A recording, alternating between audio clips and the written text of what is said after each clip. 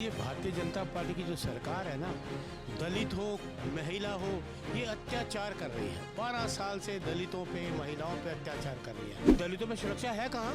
आपका जीता जागता उदाहरण आपको कुछ दिन पहले का है कि देश के चीफ जस्टिस ऑफ इंडिया, ये हो क्या रहा है इस देश में भाई? दलित तो समाज है, हमारा समाज है, देश का नागरिक है, हमारा नागरिक है, भाई है। क्या पढ़ना गुनाह है? पढ़ाई गुनाह है? ये तो हमारे बाबा साहब अम्बेडकर जी ने कहा है कि पढ़ाई करो। उनकी वजह से आज मैं ये बोल रहा हूँ। भीख तो वो अब मांग रहे हैं आखिर। सारे देश को बेच दिया, देश और रह क्या 12 साल से बर्बाद तो कर दिया। और क्या बर्बादी को देख लिया हमने 12 साल में बर्बाद। ये सरकार दलितों के विरोध में है, बचाएगा कौन, यही तो सवाल। ये राहुल जी खड़े हैं ना, हम खड़े हैं ना। ओबीसी जितना पिछड़ा वर्ग है उसको कांग्रेस खड़े है ना, कांग्रेस खड़े हैं। अमीरों के साथ है, ये गरीबों को मिटाना चाहते हैं, गरीबी को मिटाना चाहते हैं। ये सरकार की ये सोच है। नमस्कार, मैं शिवम चौबे और आप देख रहे हैं सौगंध टीवी।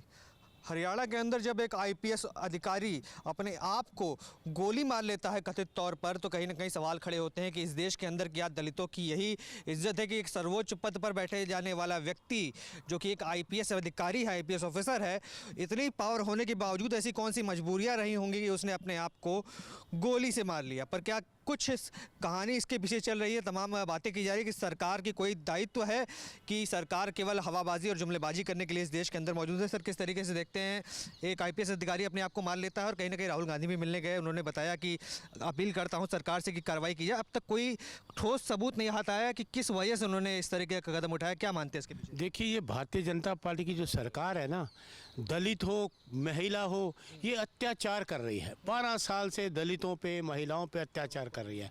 और राहुल गांधी जी हैं जो सब जगह पहुंचते हैं, लोगों का दुख बांटे, उनके साथ खड़े हैं, दीवार बन के उनके साथ खड़े हैं। और ये सरकार, निकम्मी सरकार, अत्याचार करने से अभी भी बाज नहीं आ रही। एक आईपीएस ऑफिसर, पढ़ा लिखा व्यक्ति, वो भी पुलिस का आदमी, वो सुसाइड क्यों करेगा? वो सुसाइड क्यों करेगा? आईपीएस अधिकारी, पढ़ा लिखा व्यक्ति। लोग कह रहे हैं कि अफसरों, आला अधिकारियों द्वारा दबाव बनाया जा रहा था कि करियर खराब कर दिया जाएगा, इस तरीके की बात। जांच का विषय ना, ये जांच होनी चाहिए।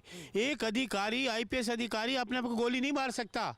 ये उनकी धर्मपत्नी भी कहती है जांच करो ना, क्या दबाव था, क्या वजह थी, वो कौन से लोग हैं जो दबाव बनाने वाले थे, उन्होंने मेंशन क्यों, लोगों को गिरफ्तार क्यों नहीं किया गया अभी तक?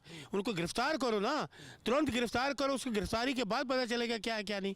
तुम ऐसे छोड़ दिया, हटा दिया, छुट्टी पे भेज दिया, ये कर दिया। अरे गिरफ्तार करो, गिरफ्तार करके जांच तभी हो सकती है। कई लोग कहते हैं कि देश के अंदर दलितों की सुरक्षा बिल्कुल भी नहीं। क्या मानते हैं इस बात को? क्योंकि आईपीएस अधिकारी भी दलित समुदाय से आते थे और कहीं ना कहीं इस पर सवाल अब और तेजी से उठ रहे हैं। देखिए, दलितों में सुरक्षा है कहाँ? आपका जीता जागता उदाहरण आपको कुछ दिन पहले का है कि देश के chief justice of India Gavai साहब पे कैसे उन्होंने जूता उछालने की कोशिश की गई, देश के चीफ जस्टिस। उसके बाद अब रायबरेली में दलित को मारा गया पांव तले, और वो कहते हैं हम बाबा के आदमी हैं, और मुख्यमंत्री देख रहा है ये गुंडागर्दी कर रहे हैं बैठ के। ये गुंडा शासन है, गुंडा राज है। कहाँ ये राम राज्य है? ये तो गुंडा। कहते हैं दलित राष्ट्रपति बनाया था हमने। देखिए, राष्ट्रपिता महामहिम राष्ट्रपति जी थे, वो कार के पूरा मंदिर तक उनको नहीं घुसने दिया। तो ये अत्याचार नहीं है, ये सरकार है। हमारे महामहिम जी को मंदिर में जाने से रोका गया, और एक चीफ जस्टिस ऑफ इंडिया, उनके जूता मारने की कोशिश की गई, और एक दलित को वहाँ कर दिया गया, मार दिया गया जिंदा लड़के को। ये क्या कर क्या रहे हैं ये लोग? ये हो क्या रहा है इस देश में भाई? दलित तो समाज है, हमारा समाज है, देश का नागरिक है, हमारा नागरिक है, भाई है, सारे हमारे लोग हैं, पढ़े लिखे हैं। क्या पढ़ना गुनाह है? पढ़ाई गुनाह है? ये तो हमारे बाबा साहब अम्बेडकर जी ने कहा है कि पढ़ाई करो। उनकी वजह से आज मैं ये बोल रहा हूँ।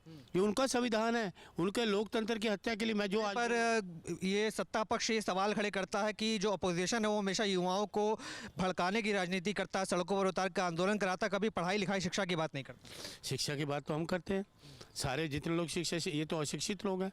प्रधानमंत्री नहीं पढ़े लिखे। क्या बात करें, तो पॉलिटिकल साइंस के उच्च डिग्री वो सब्जेक्ट ही नहीं था। आप पत्रकार को बता, आप पत्रकार हो, उस टाइम पे वो पॉलिटिकल सब्जेक्ट ही नहीं था।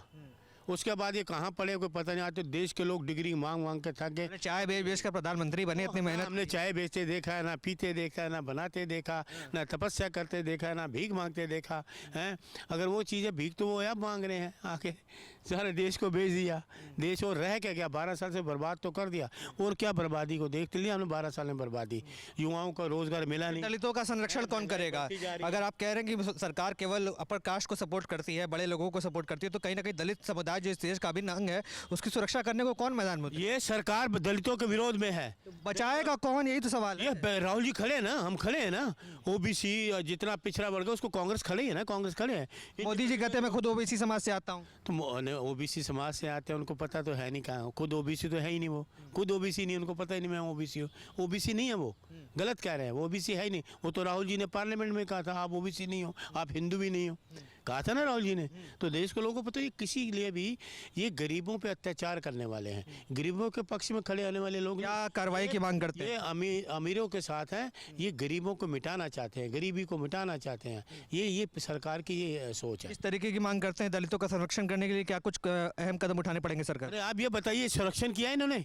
चीफ जस्टिस ऑफ इंडिया, ये छोटी बड़ी बात समझ रहे हो? उस आदमी को गिरफ्तार करो, नेशनल सिक्योरिटी एक्ट में अंदर करो उसके और कोई और आदमी होता तो उसको गिरफ्तार करते, रिमांड लेते, ना उसका रिमांड लिया गया, ना एफआईआर दर्ज की। ये तो दरिया दिली थी चीफ जस्टिस की। चलो उन्होंने तो कहा, लेकिन एजेंसीज का क्या फर्ज बनता है?